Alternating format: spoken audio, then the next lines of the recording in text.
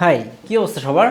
আপনারা অনেকেই চিন্তায় আছেন যে এই ডিসেম্বরের 16 তারিখের আগেই অনেকেই স্মার্টফোন কিনবেন এবং আপনাদের বাজেট যাদের হচ্ছে 30,000 টাকার কিছু নিচে এবং ক্যামেরা সেন্ট্রিক ফোন খুঁজে থাকেন তাদের লিস্টে সবার উপরে রয়েছে হচ্ছে এই পিক্সেল 7 এবং এই পিক্সেল 7টা কেনার আগে আপনারা অনেক বেশি কনফিউজড, কারণ রিসেন্টলি হচ্ছে এই পিক্সেল 7 এর মধ্যে প্রচুর পরিমাণে green line, pink line, yellow line যাই বলেন না কেন সব কিছুই পড়তেছে। তার উপরে তো আগের যে নেটওয়ার্ক ইস্যু সেটা এখন পর্যন্ত রয়ে গেছে, ফিক্সড হয় নাই। এবং এটাকে আমি গত বেশ কিছুদিন ইউজ করেছি এবং এটার মধ্যে অ্যান্ড্রয়েড 16 এর যে লেটেস্ট সফটওয়্যারটা রয়েছে সেটাও আমি ইনস্টল করছি এবং টুকটাক কিছু বাগবাল্যকও খুঁজে পেয়েছি, যার কারণে ভাবলাম যে ডিসেম্বরের 16 তারিখের আগেই হচ্ছে এই ডিভাইসটা অনেক মানুষই কিনবে, তো কেনার আগে যাতে করে আপনি ভুল সিদ্ধান্ত না নেন, যার কারণে হচ্ছে যে আজকের ভিডিওটা ক্রিয়েট করা। এবং আশা করি যে আজকের ভিডিওর পরে আপনার ডিসিশন নিতে অনেক বেশি ইজি হবে যে আসলে আপনি এই পিক্সেল 7টা কিনবেন নাকি এটা স্কিপ করে অন্য কিছু দেখবেন। আপনার লিস্টে যদি এই পিক্সেল 7টা থেকে থাকে তাহলে এই ভিডিওটা মন দিয়ে সম্পূর্ণ দেখেন, আপনার সকল ধরনের উল্টাপাল্টা চিন্তা সব ক্লিয়ার হয়ে যাবে। কিন্তু তার থেকে আর একটা বড় প্রবলেম হচ্ছে যে এই ধরনের ইউজড পিক্সেল ফোনগুলো কিনতে গেলে আপনারা অনেক বেশি কনফিউজড থাকেন যে এই ডিভাইসটা কোত্থেকে কিনবেন, কারা আসলে ভালো ডিভাইস আপনাকে দিবে। সেই জায়গায় আপনার একটা বিশ্বস্ত শপ হতে পারে পিক্সেল হেভেন, কারণ পিক্সেল হেভেন থেকে যদি আপনি এই ধরনের যে কোনো পিক্সেল ডিভাইস কিনেন তাহলে কিন্তু আপনি 2 মাসের নেটওয়ার্ক গ্যারান্টি পাচ্ছেন। মানে আপনি ফোন কিনে আনার পরে যদি 2 মাসের মধ্যে নেটওয়ার্ক রিলেটেড কোনো প্রবলেম ফেস করেন তাহলে কিন্তু তারা ফোনটাকে রিপ্লেস করে নতুন আরেকটা ফোন আপনাকে দিবে। শুধু এইটাই না, আপনার ফোনের মধ্যে যদি 15 দিনের মধ্যে কোনো ডিসপ্লেতে গ্রিন লাইন, পিঙ্ক লাইন কিংবা ডিসপ্লে হোয়াইট অথবা ইয়েলো হাবিজাবি যাই হয়ে যাক ডিসপ্লেতে, সেটাও কিন্তু তারা চেঞ্জ করে দিচ্ছে 15 দিনের মধ্যে। কোনো ফিজিক্যাল ড্যামেজ করলে কিন্তু হবে না, লাইক আপনি ফোন হাত থেকে ফেলায় ভেঙে ফেলছেন এবং নিয়ে গিয়ে বলতেছেন যে চেঞ্জ করে দেওয়ার জন্য, সেটা তো আর সম্ভব না। তার উপর আরেকটা বড় ফিচার এবং বড় তাদের যেই বিষয়টা ভালো লাগছে সেটা হচ্ছে 120 টাকা দিয়ে আপনি বাংলাদেশের যে কোনো জায়গা থেকে কিন্তু কুরিয়ারের মাধ্যমে তাদের কাছ থেকে প্রোডাক্ট পারচেস করতে পারবেন। আপনি যে কোনো ধরনের পিক্সেল জাস্ট আপনি তাদেরকে 120 টাকা বিকাশে অ্যাডভান্স করবেন, করে আপনার অ্যাড্রেসে নিয়ে ক্যাশ অন ডেলিভারি বা কন্ডিশন যাই বলেন না কেন সেটা দিয়ে কিন্তু আপনার ফোনটা দেখে শুনে বুঝে তারপরে নিতে পারবেন। যেই জিনিসটা আমার কাছে অনেক বেশি ভালো লাগছে, কারণ ম্যাক্সিমাম সবগুলোতেই কিন্তু আপনাকে মোটামুটি 1-2 হাজার টাকা অ্যাডভান্স করা লাগে, তো সেই জায়গায় মাত্র 120 টাকা অ্যাডভান্স করে আপনার মন মতো ডিভাইসটাকে দেখে শুনে বুঝে নিতে পারতেছেন। পিক্সেল হেভেনের এই জিনিসটা আমার কাছে অনেক বেশি ভালো লেগেছে। তাদের ফিজিক্যাল আউটলেট রয়েছে হচ্ছে যমুনা ফিউচার পার্কে, যারা ফিজিক্যালি এসে কিনতে চান তারাও চাইলে কিন্তু সেই জায়গা থেকে কালেক্ট করতে পারবেন। তাদের ব্যাপারে সকল কিছু ডিটেল আমি ভিডিও নিচে ডেসক্রিপশনে অ্যাড করে রাখবো, ভিজিট করে আসতে একদমই ভুলবেন না। এ ধরনের ইউজড পিক্সেল ডিভাইসের ডিজাইন নিয়ে কথা বলে সময় নষ্ট করার কোনো মানেই হয় না, কারণ হচ্ছে পিক্সেলের এই ডিজাইনের সাথে অলমোস্ট সবাই পরিচিত, আর পিক্সেলের ভিল কোয়ালিটিও বরাবরই একদমই প্রিমিয়াম হয়ে থাকে। আপনি যখন এই ডিভাইসটা হাতে নেবেন তখন আপনি ফিল করতে পারবেন যে একদমই প্রিমিয়াম কিছু একটা হাতে নিয়েছেন। বাই দ্য ওয়ে আরেকটা ব্যাপার একটু বলে রাখি যে এই পিক্সেল 7 এর প্রাইসটা কিন্তু এখন প্রচুর পরিমাণে আপ ডাউন করতেছে, যার কারণে এক্স্যাক্ট যে প্রাইসটা রয়েছে সেটা আমি ভিডিও নিচে ডেসক্রিপশনে অ্যাড করে রাখবো, যাতে করে আপনারা বুঝতে পারেন যে আসলে এখন এটা কারেন্টলি প্রাইস কত। আমি যদি বলি তাহলে অ্যাভারেজে এটা এখন 26 থেকে 30 এরকম প্রাইস রেঞ্জে পাওয়া যাচ্ছে। ফোনের কন্ডিশন এবং হচ্ছে ফোনের স্টোরেজ ভেরিয়েন্টের উপরে প্রাইসটা কিছুটা এদিক সেদিক হতে পারে। পিক্সেল 7 এর ব্যাক সাইড এবং ফ্রন্ট সাইডে কিন্তু প্রোটেকশন হিসেবে থাকছে কর্নিং গরিলা গ্লাস ভিক্টাস, এবং এর যে ফ্রেমটা রয়েছে সেটা অ্যালুমিনিয়াম। এর ব্যাক সাইডটা একটু কার্ভ হওয়ার ফলে হাতে নিতে কিন্তু অনেক বেশি প্রিমিয়াম এবং কমফোর্টেবল লাগে। আর পিক্সেলের প্রিমিয়ামনেস নিয়ে কথা বলতে হয় না, কিন্তু পিক্সেল 7 এর একটা জিনিস নিয়ে আমি কথা বলবো, সেটা হচ্ছে এই পাওয়ার বাটন এবং ভলিউম রকার।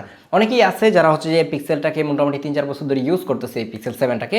ম্যাক্সিমাম মানুষজনই দেখা যায় যে এই বাটনগুলো নড়বড়ে হয়ে গেছে, পাওয়ার বাটন খুলে পড়ে গেছে কিংবা ভলিউম বাটন খুলে পড়ে গেছে, এই ধরনের প্রবলেম ফেস করতেছে। তো যখন আপনি একটা ইউজড ফোন কিনবেন তখন এই ব্যাপারটাতে গিয়ে একটু খেয়াল রাখবেন যে আসলে আপনার পাওয়ার বাটন বেশি নড়চড় করে কিনা বা ভলিউম বাটনটা বেশি নড়বড়ে কিনা, এই ব্যাপারগুলো খেয়াল রেখে কিনলে আই থিঙ্ক কোনো প্রবলেম ফেস করবেন না। আমি মোটামুটি কনফার্ম, যেহেতু আপনি পিক্সেল 7 কিনতেছেন তাহলে শুধুমাত্র ক্যামেরার জন্য এটি কিনছেন, কারণ এই বাজেটে আসলে ক্যামেরা সেন্ট্রিক ফোন কিন্তু পিক্সেলের বিকল্প ইউজড মার্কেটে খুব বেশি কিছু কিন্তু নাই।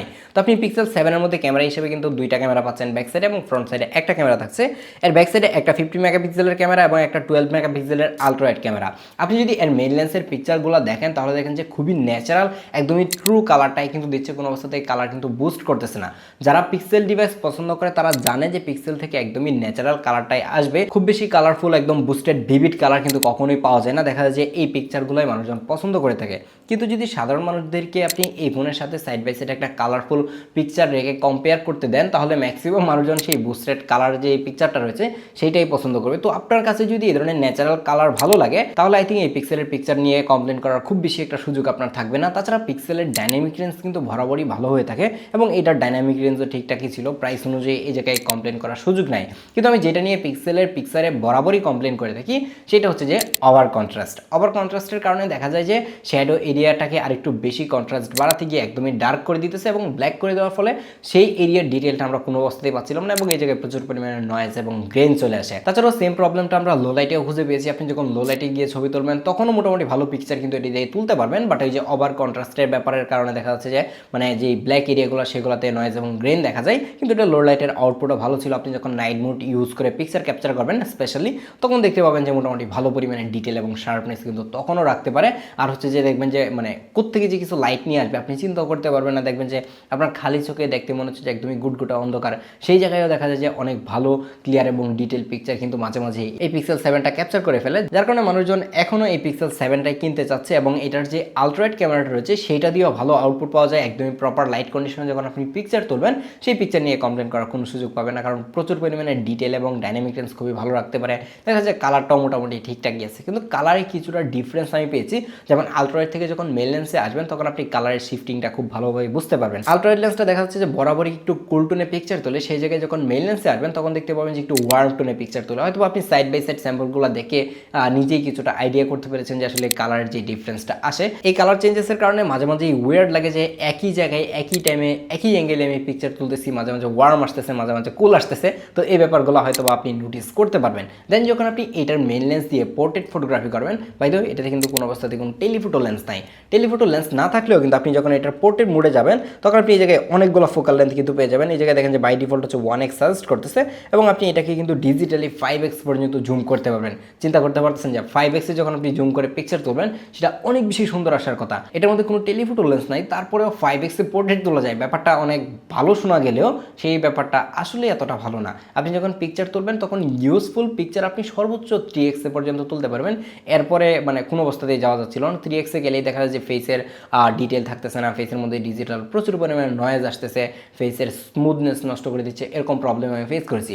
আমি আপনাকে রিকমেন্ড করবো 1x অথবা 2x এ সর্বোচ্চ আপনি চাইলে কিন্তু এটা দিয়ে পোর্ট্রেট তুলতে পারেন। একটা সময় ছিল পিক্সেলের পোর্ট্রেট সবাই পছন্দ করতো এবং পিক্সেলকে মানুষজন পোর্ট্রেট কিং বলতো, কারণ কোনো প্রকার ডেপথ সেন্সর টেলিফোটো লেন্স ছাড়াই তারা বেটার পোর্ট্রেট কিন্তু আউটপুট বের করে আনতে পারতো। বাট এই সময় এসে এটা একটা জট মাল বলাই চলে, কারণ হচ্ছে মাঝে মাঝে এইচডিটা মিস করে ঠিকঠাক এইচডি করতে পারে না, একটু কমপ্লিকেটেড লাইট সিচুয়েশন একটু কমপ্লিকেটেড লাইট সিচুয়েশনে পড়ে গেলে সেই ব্যাটার অবস্থা খারাপ হয়ে যায়। তো যারা হচ্ছে যে শুধুমাত্র ডেডিকেটেডলি পোর্ট্রেটের জন্য চিন্তা করবেন তাদেরকে বলবো যে আপনি হয়তো বা এই স্যাম্পলগুলো দেখে একটা আইডিয়া করতে পারবেন যে আসলে আপনার কাজ চলবে কিনা, তাহলে আপনি চাইলে এটা ট্রাই করতে পারেন। বাট যেই বাজেটে পাওয়া যাচ্ছে সেই বাজেটে আসলে ওইটা নিয়ে ওইভাবে কমপ্লেন করা যায় না। এটার বাজেট যদি এখন 30,000 টাকার উপরে হতো তাহলে অবশ্যই আমি এটা নিয়ে কমপ্লেন করতাম। বাট 30,000 টাকার নিচে 25,000-এর উপরে সেই বাজেটে পোর্ট্রেটের জন্য এটাকে এখনও বেস্ট বলা চলে।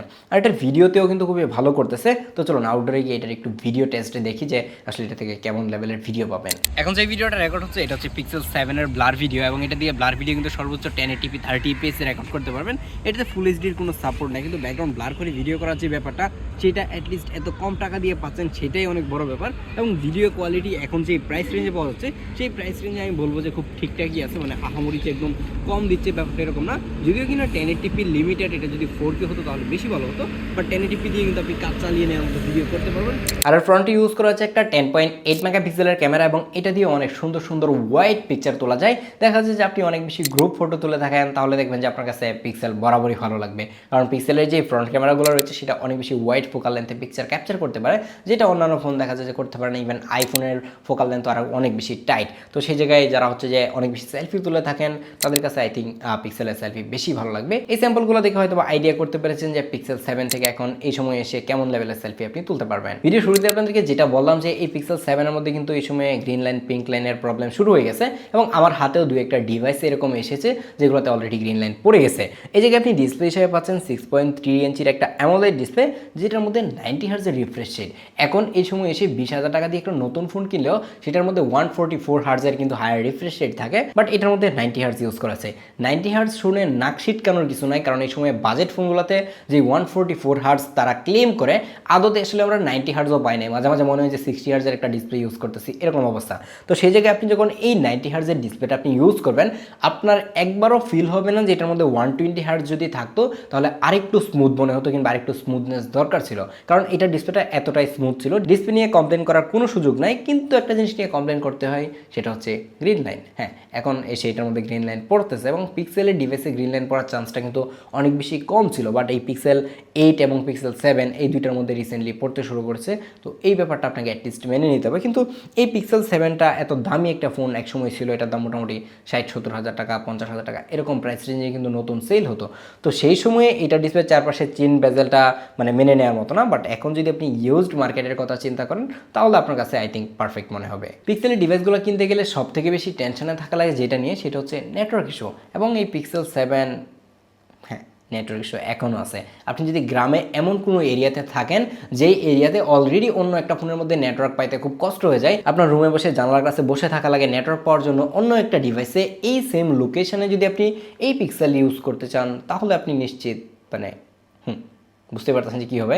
তো সেটা না বলি, এটার মধ্যে এখন পর্যন্ত টুকটাক নেটওয়ার্ক ইস্যু আছে। আপনি যদি ঢাকা সিটি কিংবা অন্যান্য উপজেলা শহর যেগুলো রয়েছে সেগুলোতে ইউজ করতে চান তাহলে নেটওয়ার্ক নিয়ে অ্যাটলিস্ট প্যারা খাবেন না। এটার মধ্যে টেনসর G2 চিপ ইউজ করেছে, মানে গুগলের নিজস্ব যেই টেনসর চিপ রয়েছে সেটার সেকেন্ড জেনারেশন, এবং এইটা এই সময় এসে পারফরমেন্স ভালোই দিচ্ছে। পারফরমেন্স নিয়ে প্যারা খাবেন না। আপনি যদি অনেকগুলো অ্যাপ একই সাথে রান করতে চান খুবই স্মুথলি চলে, কোনো অবস্থাতেই আমি ল্যাগ হ্যাং দেখি নাই। এটার মধ্যে অ্যান্ড্রয়েড 16 ওএসটা ইনস্টল করার পরেও আমি খুব বেশি ল্যাগ হ্যাং দেখি নাই। কিন্তু দেখা যাচ্ছে যে মেসেঞ্জারের টুকটাক বাগবালুক পেয়েছি কিংবা ফেসবুকে বাগবালুক পেয়েছি, সেগুলো আমার কাছে মনে হয়েছে যে মেসেঞ্জারের নিজস্ব বাগবালুক, সেটা অ্যান্ড্রয়েড 16 কারণে কোনো কিছুই না। তারপরে অ্যান্ড্রয়েড 16 কিছু মাঝে মাঝে নোটিফিকেশন ইস্যু আমি পেয়েছি, যেমন কল আসলে কল ঠিকঠাক আসতেছে না, কল যদি আপনার নাম্বারে কল আসে সেই কলটা কেটে দিলেও মানে হোম স্ক্রিনে থেকে যাচ্ছে। তো এই ব্যাপারগুলো আশা করা যায় যে আস্তে আস্তে সফটওয়্যার আপডেটের মাধ্যমে ফিক্সড হয়ে যাবে, এটা নিয়ে অ্যাটলিস্ট প্যারা খাওয়ার কিছু নাই। কিন্তু আরেকটা জিনিস নিয়ে প্যারা খেতে পারেন, সেটা হচ্ছে ব্যাটারি ব্যাকআপ। এই পিক্সেল 7-এর ব্যাটারি ব্যাকআপ মানে এতটা খারাপ হবে আমি চিন্তা করি নাই। এটা থেকে এখন টেনে টুনে মোটামুটি 5 ঘন্টার মতো স্ক্রিন অন টাইম পাচ্ছিলাম। হ্যাঁ, 5 ঘন্টাকেও আমি খারাপ বলছি এই কারণে যে এখন একটা মানে 20-25 হাজার টাকা দিয়ে ডিভাইস কিনলে সেটাতে 7000 mAh এর ব্যাটারি থাকে, যেটা মোটামুটি 2 থেকে আড়াই দিন ব্যাটারি ব্যাকআপ দেয়। তো সেগুলোর সাথে কম্পেয়ার করতে গেলে এটার 5 ঘন্টা মোটামুটি খারাপই বলা চলে। তো এই ধরনের ইউজড ডিভাইস যারা কিনে তারা অ্যাটলিস্ট মানে ব্যাটারি ব্যাকআপ নিয়ে খুব বেশি একটা চিন্তা করে না। আই থিঙ্ক আপনারাও করার কথা না। আপনি যদি করে থাকেন তাহলে অবশ্যই ট্রাই করবেন যে একদমই ফ্রেশ কন্ডিশনের মোটামুটি ভালো দেখে একটা পিক্সেল 7 কেনার জন্য, তাহলে হয়তো আপনি ব্যাটারি ব্যাকআপটা একটু ভালো পেতে পারেন। এখন ফাইনালি কথা হচ্ছে যে আসলে আপনার কী করা উচিত, এই পিক্সেল 7টা নেওয়া উচিত। আপনি যদি আমাকে জিজ্ঞেস করেন শুধুমাত্র ক্যামেরার জন্য যদি মানে 30,000 টাকার নিচে আপনার বাজেট থাকে তাহলে চাইলে আপনি এটা ট্রাই করতে পারেন। আই থিঙ্ক ক্যামেরার জন্য আপনাকে একদমই অর্থির একটা আউটপুট দিবে। দেখা হচ্ছে পরবর্তী ভিডিওতে। সে পর্যন্ত ভালো থাকবেন, সুস্থ থাকবেন। আল্লাহ হাফেজ।